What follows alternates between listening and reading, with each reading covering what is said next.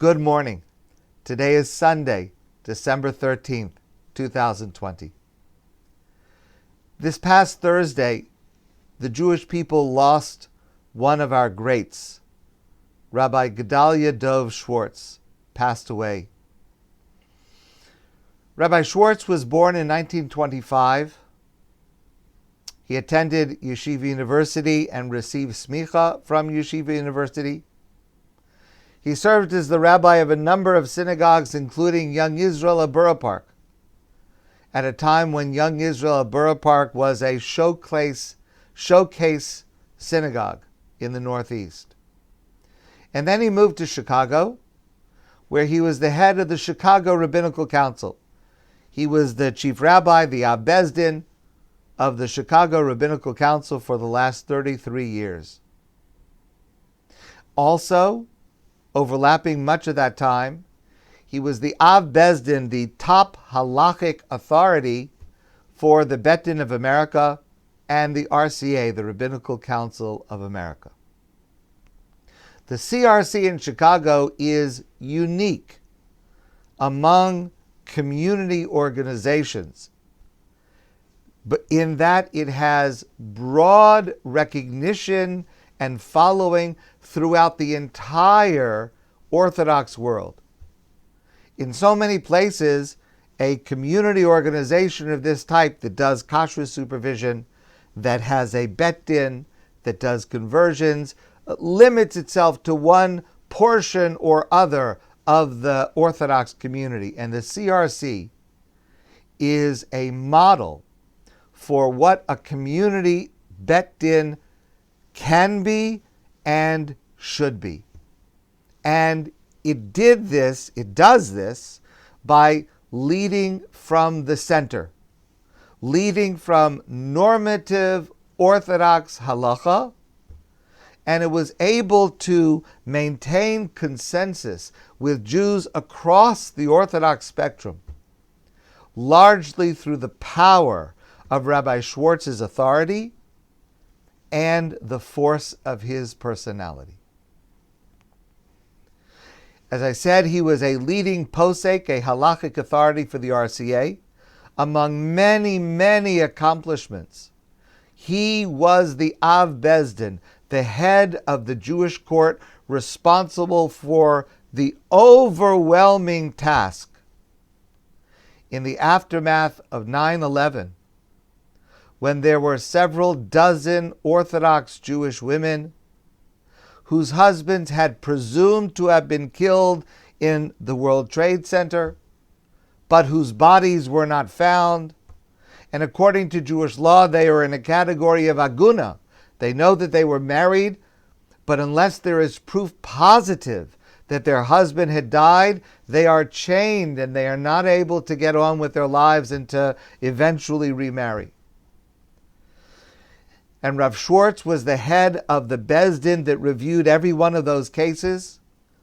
And of course, that entails looking for whatever evidence there is, making sure that it does actually fulfill the letter of the law. And Rav Schwartz was able to find a proper legal resolution for every one of those people so that they were able to remarry and get on with their lives. Not a single aguna was left in the aftermath of 9/11. That is a startling and remarkable achievement that took great knowledge, the willingness to take great responsibility on oneself, and a human connection to understanding how important, how crucial this goal was. His greatness was a combination of dazzling expertise in every area of Jewish law, combined with a superbly refined character and a unique ability to relate to every single human being. So here are two stories that are told by one of my colleagues, and they involve Rabbi Schwartz's activities sitting as a member of a Bezdin for a get. He would very often in Chicago oversee a get, a Jewish divorce. A Jewish divorce is usually a straightforward ceremony, but this case happened. The couple was a senior couple, an older couple that was coming into divorce. And the first thing that was remarkable is that when the couple walked into the room, Rav Schwartz stood up for them. Just remarkable that a chief rabbi, the head of the Bezdin, would stand up out of respect for another simple Jewish couple because of the age and their experience, and he stood up out of respect. That is so like Rav Schwartz. But then the story itself was quite unusual because it was clear that as this couple reached their later years, it's clear that they were still very much in love with each other, but their children had grown, their grandchildren were growing, and they simply found they wanted to divorce so that each could pursue different approaches to life. Their children understood. Their children gave their blessing to this. It was a very unusual type of divorce scenario. Rav Schwartz heard the story. He did not judge them because it was clear that they had decided they were going to divorce. And the ceremony of the get, the Jewish divorce, proceeded. Before the couple left, when it was over, before the couple left, Rav Schwartz addressed the following words to them. It's not, I attend a lot of get ceremonies as I accompany others who are going through this. It's not often that there are words of supportive nature that accompany this ceremony. It's kind of cut and dry. But at the end of this ceremony, Rav Schwartz said to this couple, "It is clear to me that you are still in love with each other.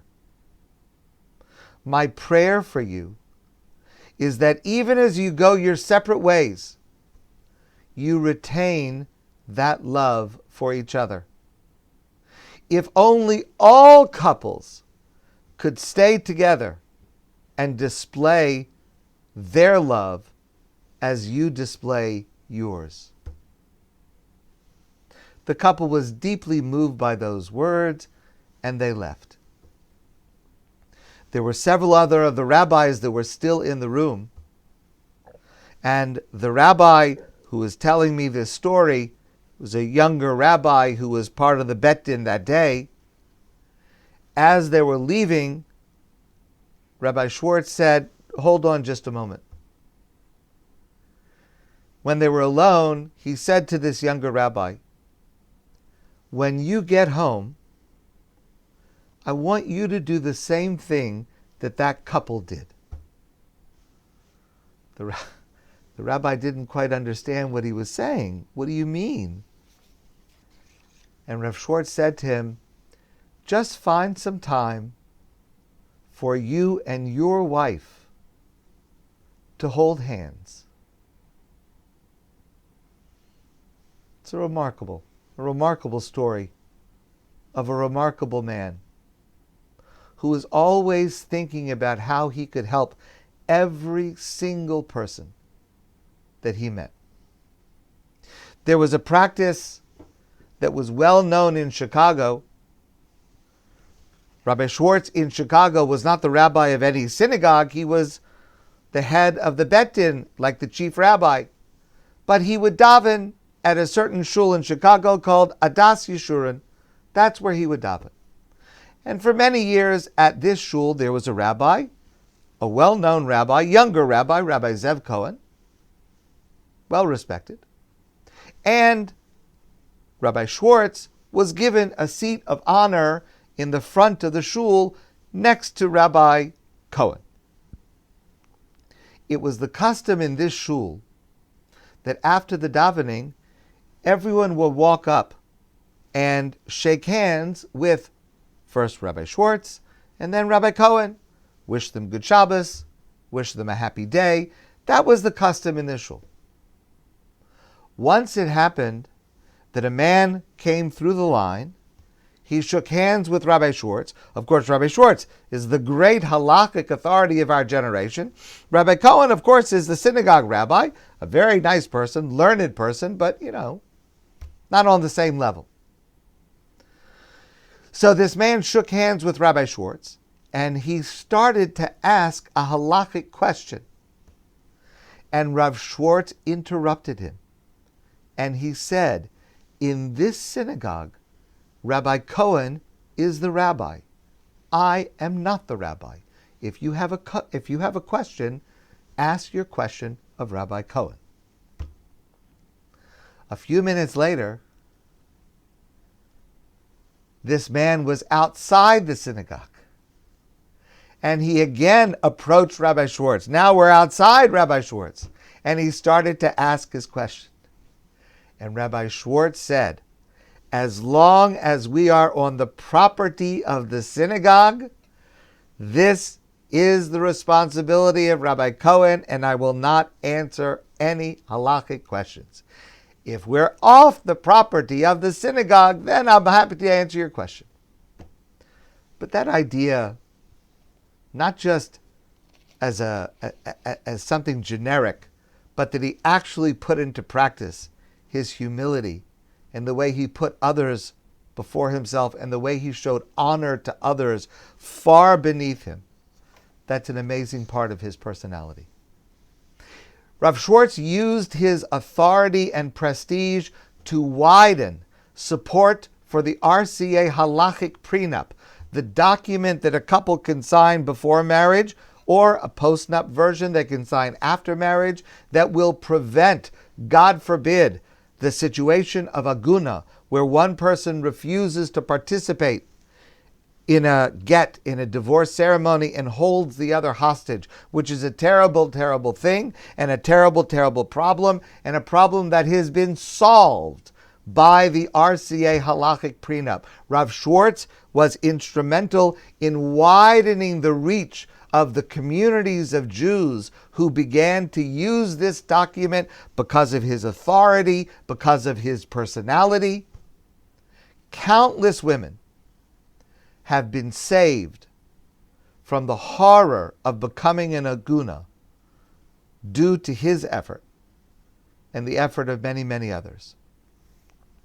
When I started working on a halachic prenup for Canada, which now is a version of the RCA document, but that accords with Canadian law.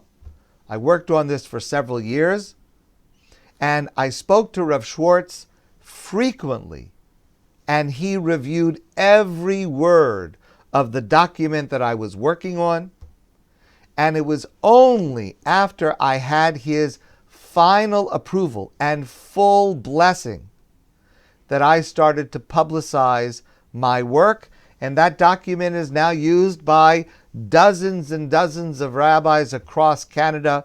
Hundreds of couples have been able to benefit from it, and again, that comes from Rav Schwartz's overseeing and approval of the work that I did. And that moment was a highlight of my career, knowing that I had accomplished something important that had met with the approval and blessing of Rav Gedalia Schwartz. That was a unique moment in my life. Rav Schwartz was also unusual in being a first-rate halachic authority with real world experience.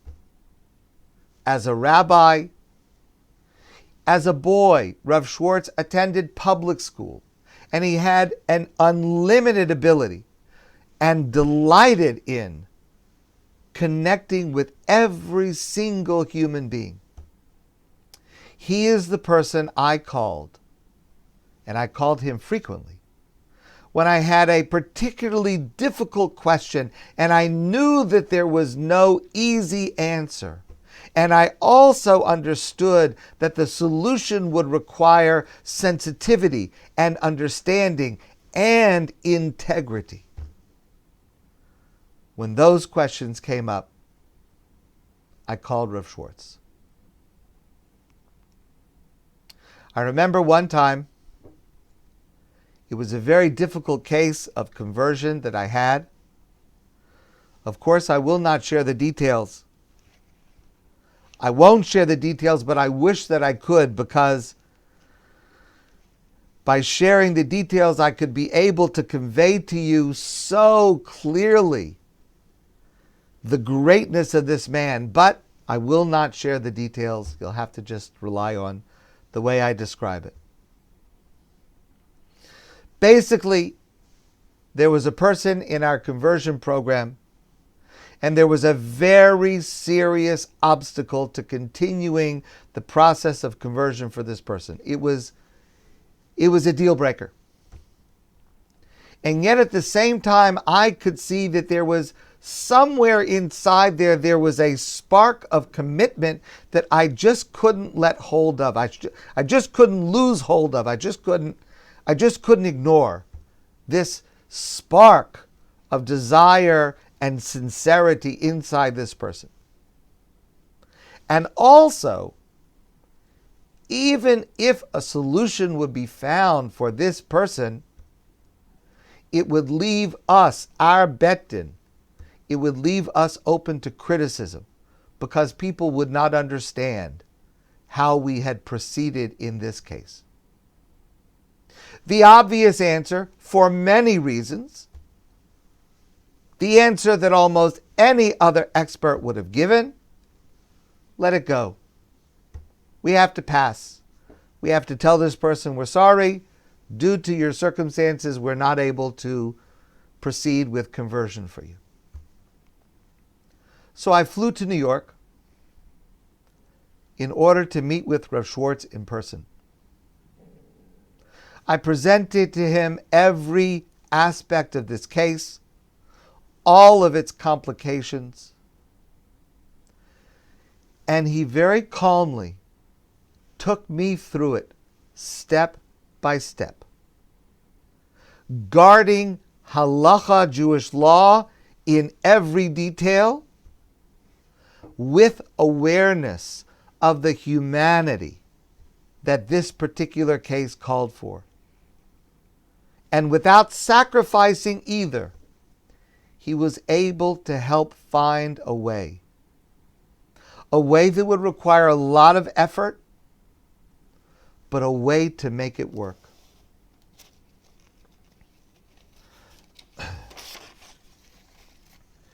His impact on conversion is gigantic.